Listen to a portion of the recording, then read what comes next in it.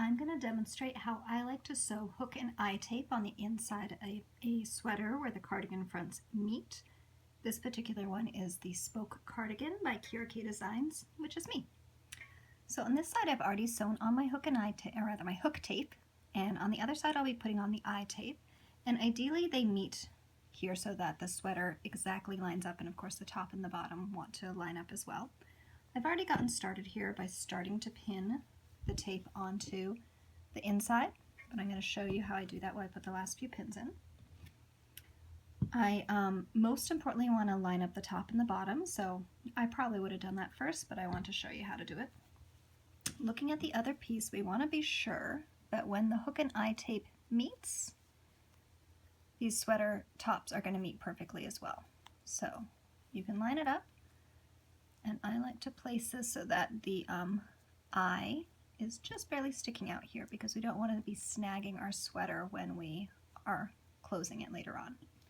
We'll put another pin here. You can see I have the pins so they pretty much meet each other, not leaving a whole lot of space in between because we want it to be nice and sturdy. Then I like to double check that when I do hook in the top couple here, it looks like my edges are really nice and neat. Now I have a little extra, but I'm going to wait to cut that just because always a good idea to wait a little while. And my next step after pinning is I'm going to baste it with a very contrasting thread. Traditionally it's white. I usually grab anything that's going to show on my piece. And I don't like to tie a knot when I'm basting. Instead what I do is a back stitch. So I'm going to take a stitch near the bottom here, pull it through, leaving a little bit of a tail of my thread. Inch or so is plenty. And then I'll take the same stitch again. And this acts kind of like a knot, but without it being as quite as sturdy, but also is not nearly as hard to take out. So I've got my back stitch, basically a circle of my thread.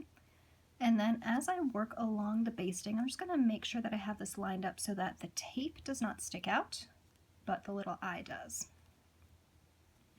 And it's fine to remove your pins as you go. As soon as you've got it basted, there's no need to keep the pin in there. And the reason that I am a big fan of basting things like zippers and hook and eye tape, especially on knit and crocheted pieces, is that the pins are pretty sturdy and they can create this sort of a ripple effect, which can kind of throw things off a little bit and make it hard to see if you have everything nicely lined up. So I like to baste it so that it's soft and flexible and I can make sure everything is looking good. And in the case of a zipper, I think that's especially important because zippers can often be very stiff compared to the knit or crochet fabric, and you don't want to have that kind of bend the piece in funny ways. So I'll keep doing my basting. See, this just got caught on my pin. I can leave it there for the moment. I'm going to take one more stitch so that the entire length of this pin has been basted, and then pull it out, and then when I pull, that loop is going to disappear. So even though I have a pin, you can see I'm slightly adjusting here with my left hand to make sure everything is nicely lined up.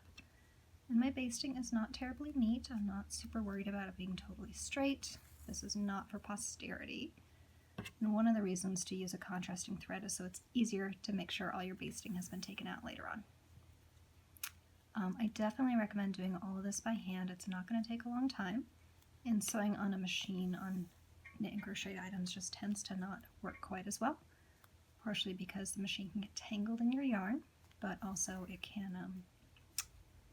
kind of take over and stretch things out or sometimes bunch them up. So better to do it by hand and let the knitted fabric be the most important part of the process.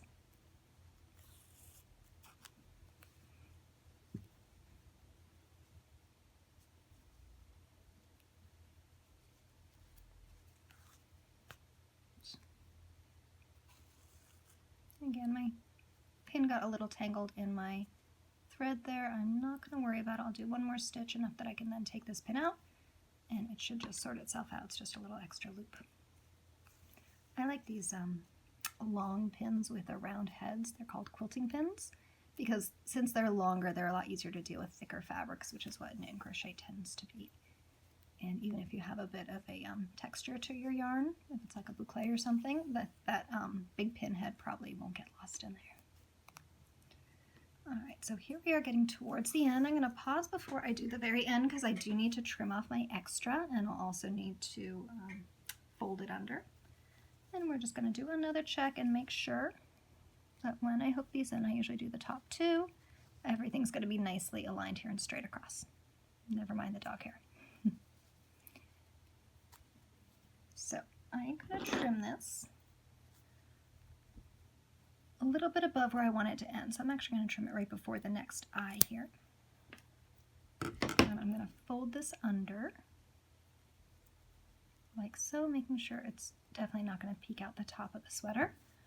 I tend to like it to look the same on both sides, even on the inside, because I'm just a little particular like that. Decide if that makes you happy, do it. If not, don't fuss too much about it.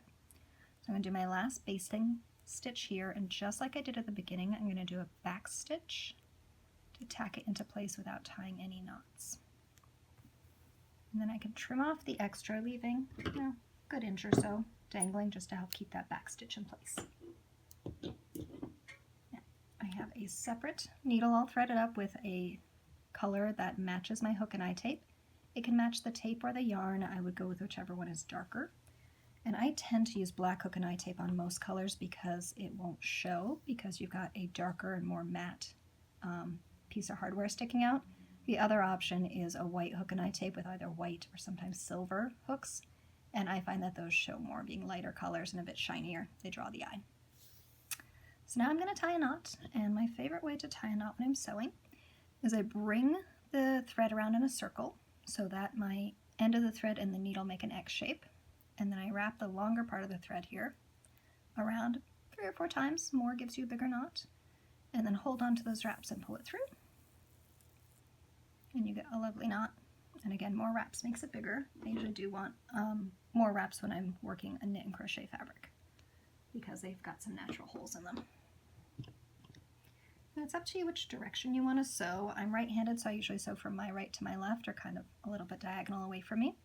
And I like to hide this first knot in the underlap here. So I've got a fold of my hook and eye tape, and I'm going to poke it through somewhere around the middle probably. And that way the knot is going to be totally encased in my sewing. And we're going to be doing a slip stitch, and we're going to be doing it all the way around.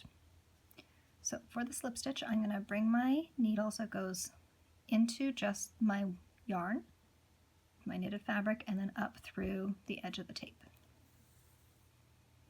And then into the yarn and up through the edge of the tape.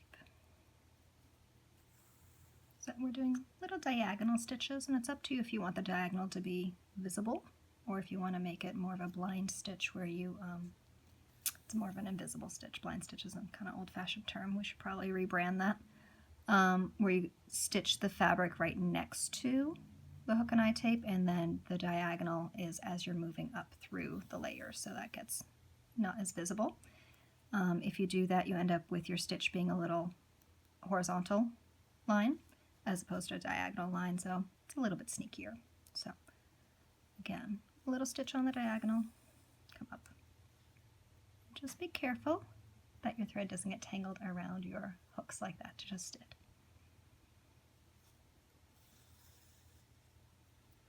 Probably going to be a couple of stitches between each hook. It'll depend a little bit on the tape that you've got. And this stuff can be a little hard to find. Your fabric shop might be able to special order it for you if they don't normally keep it in stock. Otherwise, you can find it online generally.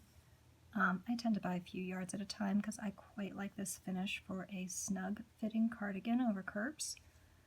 So you don't have to worry about gaps between buttons because you've got many more points of contact, and also the tape itself stabilizes the edge.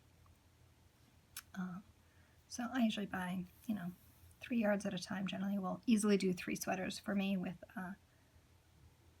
enough left over just to trim the extra and not worry too much about running short.